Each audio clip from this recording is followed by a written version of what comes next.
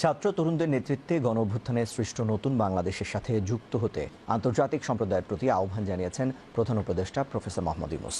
আজ রোমে ইফাতের গভর্নিং কাউন্সিলের ৪৮তম অধিবেশনের পূর্বে ধারণকৃত মূল বক্তব্য প্রদানকালে এই আহ্বান জানান তিনি। বাংলাদেশের গ্রামীণ মহিলাদের ক্ষমতায়নে ইফাতের প্রকল্পগুলোর প্রশংসা করেন প্রধান উপদেষ্টা। তিনি তার সামাজিক ব্যবসার ধারণাকে গ্রামীণ উন্নয়নের একটি নতুন মাত্রা হিসেবে উল্লেখ করেন।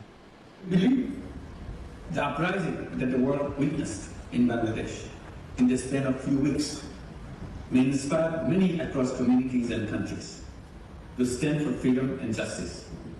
I call upon the international community to engage with the new Bangladesh that aims to realize freedom and democracy for everyone.